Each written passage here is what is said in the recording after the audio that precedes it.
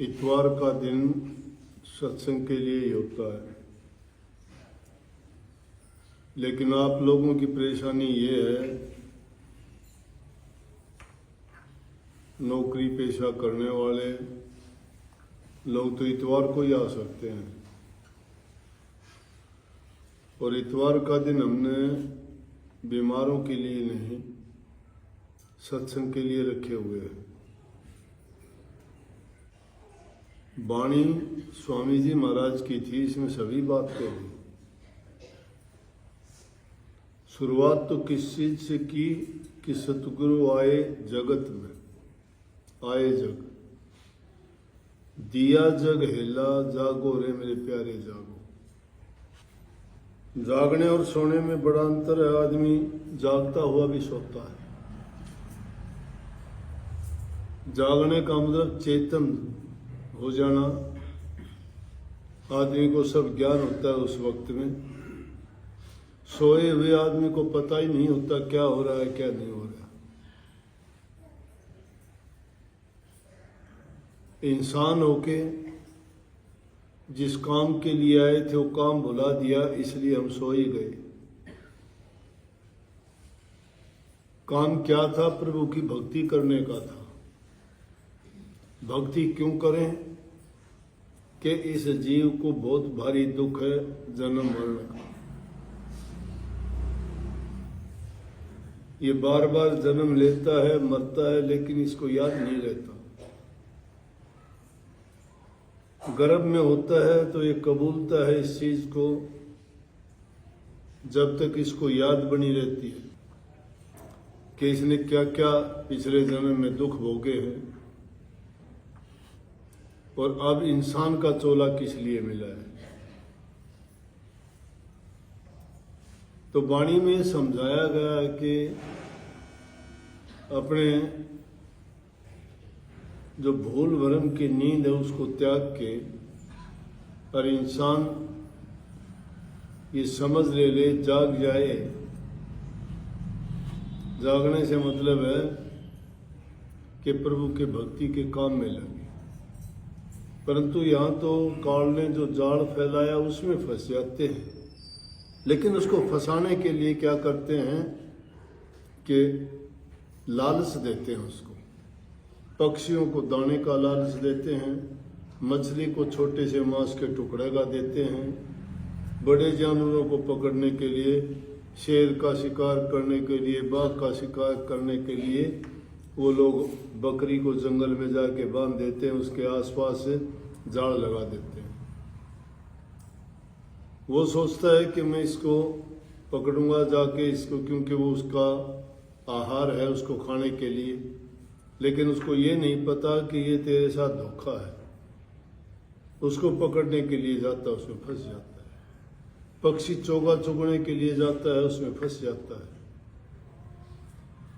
इस जीव को फंसाने के लिए काल ने भी जाल रच दिए, कहीं लालच का, कहीं स्वार्थ का, कहीं इंद्रिय भोगों के स्वाद का, आनंद का।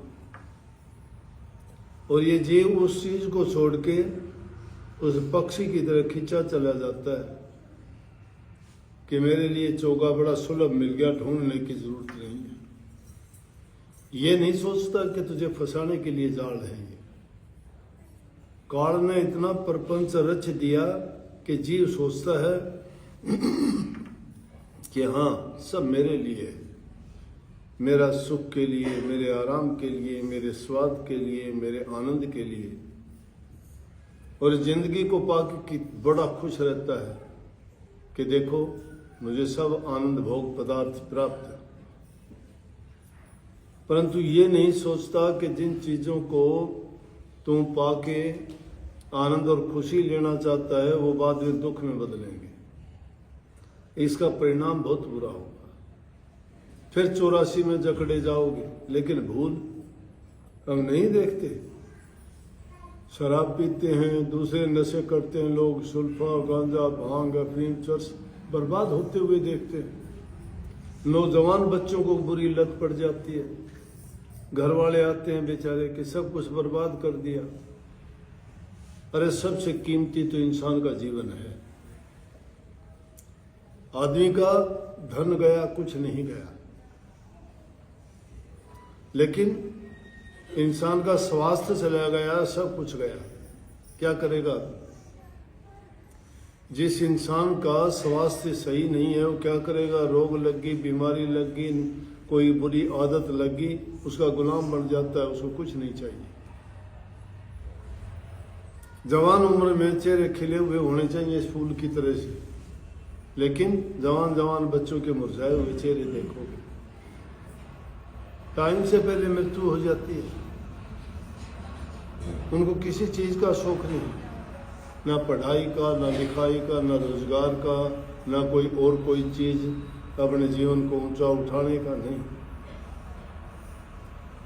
क्योंकि वो आदत उनको ऐसा कब्जा लेती है कि उनकी बुद्धि को खराब कर देती है। कोई ज्ञान विवेक समझबूझ नहीं रहती। वो सोचता है मैं जो करता हूँ वो सही है, और जब उसको चीज नहीं मिलती उसके लिए गिड़गिड़ाता है, लोगों के पैर पकड़ता है, अपनी चीजों को गिरवी रख देता है, लेकिन वो चाहिए उसको, क्योंकि उसके अंदर, शरीर के अंदर उसने ऐसी कीड़े पैदा कर लिए हैं जो उसी चीज को चाहते हैं, बर्बाद हो जाता है। किस चीज से हुआ? काल के जाड़ के कारण। इसलिए सतगुरु आके हेला दे के कहते हैं जागो रे मेरे प्यारे जागो। मेरे प्यारे क्यों कहा? कि तुम भी उसी घर से आए हो, परमात्मा के घर से, और मैं भी उनका हुक्म लेके तुम्हें सुझाने के लिए, जगाने के लिए, चेताने के लिए, समझाने के लिए, और तुम्हें तुम्हारा असलियत से अवगत कराने के लिए आया। तो सतगुरु जीव को जगाने के लिए आते हैं। क्या कहा? कि काल शिकारी मग में ठाडा, भागो रे मेरे प्यारे भागो। जब भी इन चीजों को, ऐसियों को देखते हो जो तुम्हें लालच में, तुम्हें किसी भी चीज में फंसाने वाली है, उसको देख के सोच लो काल का जाड़, भागो, दूर भाग जाओ उससे, नहीं तो फंसा लेगा, जकड़ लेगा। मान मनी तज गुरु चरणन में, लागो रे मेरे प्यारे लागो। मान मनी, मान मनी के अभिमान, अहंकार, ईगो, कि मैं ही सब कुछ हूं, मेरे बराबर कोई नहीं। किसी को धन का गरूर, किसी को जवानी का गरूर, किसी को ज्ञान का गरूर, किसी को पढ़ाई का गरूर, किसी को ऊंचे खानदान का गरूर। गरूर कितने दिन के लिए गरूर है? किस चीज का है? धन संपत्ति है, डाका पड़ जाएगा, कोई आग लग जाएगी, खत्म सारा सब कुछ, भिखमंगे हो जाओ। शरीर का, ताकत का, बल का गरूर करते हो, रोग बीमारी लग जाएगी, लकवा लग जाएगा, हाथ लटकता रहेगा, कहीं पान लटकता रहेगा, क्या होगा? क्या जिंदगी रह जाएगी? किसी कर्म के नहीं रहोगे, पानी का गिलास उठाने लायक नहीं, दूसरे लोग उठा के लेके जाएंगे। कितने दिन का रहा गरूर? कितने दिन के लिए रहता है? इसलिए कहा कि मान मनी, धन का भी ना करो और किसी चीज का अभिमान, किसी भी चीज का ना करो। परमात्मा का शुक्र करो कि उसने इतना सुंदर शरीर दिया है, उसको पाके नेक काम करो। नेक काम करके भी ना सोचो, ये भी गरूर ना करो मैंने कर दिया, नहीं। कह दो कि वो मालिक की कृपा से कुछ हो गया सो हो गया। क्या हम करने लायक हैं? क्या हम कर सकते हैं? हम तो अज्ञानी हैं, नादान हैं, कम बुद्धि हैं, दुर्बुद्धि हैं, मूर्ख हैं, ना समझ हैं। इतना ज्ञान समझ हमें कहाँ कि हम नेक काम कर सकें। नेकी के रास्ते पे चल के नेक कर्म जो इंसान करता है वो कभी संसार से विदा नहीं होता, अमर हो जाता है। गांधी जी ने नेक काम किए, अमर हैं। बापू कहते हैं, आज भी याद करते बापू। बापू कौन? गांधी। नेक काम समाज के लिए, कल्याण का काम करे। बड़े बड़े जिन्होंने अपने देश के लिए मरते, देश के सम्मान के लिए, इज्जत के लिए अपनी जान कुर्बान कर दी, वो आज भी अमर है। भगत सिंह का नाम लेते हो, सुभाष चंद्र का नाम लेते हो, लाल बहादुर शास्त्री का नाम लेते हो, और कितने, लाला लाजपत राय का नाम लेते हो। उन लोगों ने देश के लिए कुर्बानी दी, नेक काम करते हुए प्राण गए उनके। वो सदा के लिए अमर होगा। नहीं तो शरीर 5 तत्व का पुतला है, एक दिन खत्म हो जाना है। जाना है इसको, तो मिट्टी में मिल जाना है, मिट्टी का बना है। नेक कर्म करोगे याद किए जाएंगे। 2 दिन का जीवन है, मरोगे मर जाओगे, कोई न लेगा नाम। बस्ता उजड़ कर चले जा, बसाओगे नया गांव। बसते होगे छोड़ जाओगे और कहीं जाके डेरे लगेंगे। क्या पता किस योनि में जा पड़ोगे। कितनी कितनी गंदी योनियां हैं, कैसे जीवन बीतेगा गुजरेगा। अगर अच्छे करते देखते नहीं, जिनके पास सब कुछ होते हैं, घमंड में आके अभिमान में आके गलत काम कर बैठे हैं, सब कुछ बर्बाद। औरों के नाम तो छोड़िए, बड़े से बड़े नाम ले लो, रावण का नाम ले लो, 4 वेदों का ज्ञाता, टीकाकार, प्रकांड पंडित, कितना तप किया, देवताओं तक को काबू कर लिया। इंद्र उसके घर में, उसकी नगरी में, लंका में, इंद्र कहने से बारिश करता है, पवन देवता कहने से हवा चलाता है, विश्वकर्मा उसके कहने से महल बना देता है। रावण ने फूंक के राख बना दिया, ढेर बना दिया लंका का। और उसी टाइम विश्वकर्मा को बुला के रावण ने हुक्म दिया कि वैसी लंका तैयार कर दे। अगले ही दिन वैसी लंका विश्वकर्मा ने तैयार कर दी। इतना बल, इतनी ताकत, इतना तप, इतना धन, 1 लाख पुत्र, 1.25 लाख नाती, ता रावण घर दिया ना बाती। उसके घर में दीपक जलाने वाला नहीं रहेगा। सबका नाश हो गया। किस कारण से हुआ? अभिमान के कारण। 20 भुजा 10 शीश थे उसके। सोने की लंका थी, मिट्टी में मिला दिया सारा का सारा। किस चीज ने मिला? अहंकार ने मिला दिया। इसलिए कई मान मनी तज गुरु चरणन में लागो रे मेरे प्यारे लागो। गुरु के चरण में लग जाओगे ना, गुरु के चरण में लगने के बाद में गुरु तुम्हें वो शिक्षा देगा जिसके कारण तुम्हें समझ आएगी कि 2 दिन के जीवन में ये मान, अभिमान, ये अहंकार, ये क्रोध, ये लालच, ये स्वार्थ, ये दुनियादारी के पदार्थ, ये चीजें आपके कोई काम नहीं आएंगी। इनको छोड़ के चले जाओ। जब ये कोई भी काम आने वाली चीज नहीं है, फिर इनके पीछे क्यों भागते? मेरे से अच्छी बात उनके पास नहीं है, मेरे से सुन लो। उनको फिर देख लेना, रोजाना देखते हो। आदमी है वो भी, कुछ नहीं लेके आए। मुझे भी पता आए हैं, लेकिन मैं बोलता जा रहा हूं। मैं बोल रहा हूं, तुम्हें सुना क्या?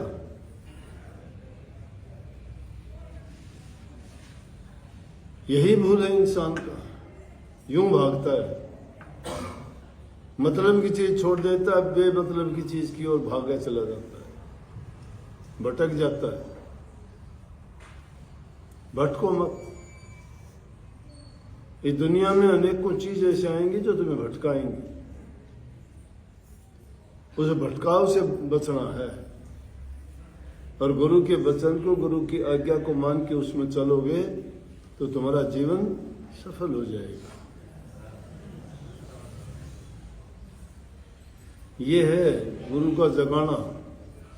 और इस तरह से हम सोए हुए हैं तो सदगुरु हेला आवाज देने का मतलब है। आवाज कौन सी होती है? सत्संगों के माध्यम से उपदेश करना, शिक्षा देना। ये आपसी वाद विवाद त्याग के, घरों के लड़ाई झगड़े त्याग के, जबान से मंदा बोलना, किसी को बुरा बोलना बहुत बुरा है। अगर जबान से कुछ कर सकते हो तो मीठा बोलो।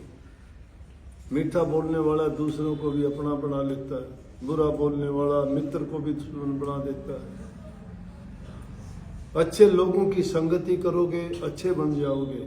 बुरों की संगति करने से इंसान के विचार ख्यालात बिगड़ जाते हैं, जो उसके जीवन को बर्बाद कर देते हैं।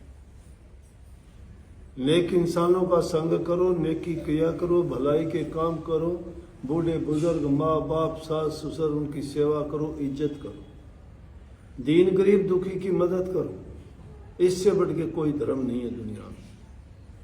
और जो इन बातों को मान के इन बातों पर चलता है, वो इंसान कभी दुखी नहीं होता।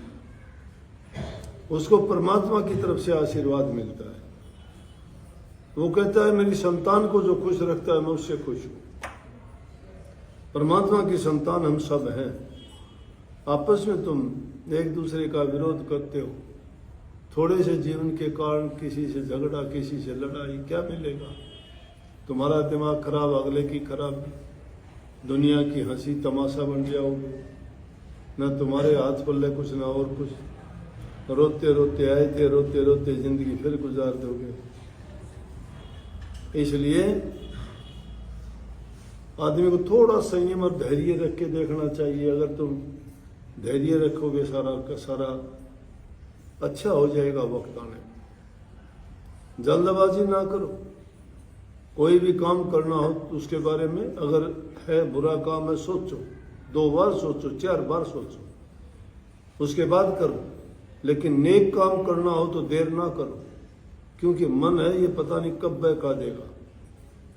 नेक काम करते हुए देर ना करो, बुरा काम करते हुए 1000 बार सोचो, बच जाओगे। और मैं तो सीधी बात बताया करता हूं भाई कि आदमी का सब कुछ बनाने वाला, बिगाड़ने वाला आदमी स्वयं खुद है। खुद अच्छा बर्ताव करोगे तुम्हारे साथ अच्छा बर्ताव होगा, तुम बुरा करोगे तुम्हारा अपना आप बुरा होगा। लेख लिखने वाले के पास कोई कलम दवात शाही नहीं है, फिर भी वो सबके लेख लिखता रहता है। एक एक पल का सब लेखा है उसके पास, सबका हिसाब, सबका किसी के हिसाब में इतनी भी चूक नहीं होने देता। इसीलिए उसको जगतपति कहते हैं, दुनिया का मालिक। छोटे से कीट पतंगे से लेकर बड़े से बड़े सब जीव का हिसाब उसका अपने लेखे में है। और जो जैसा कर्म करता है वैसा ही फल उसको भुगतवा देता है। वो किसी को नहीं कहता तुम अच्छा कर या बुरा कर।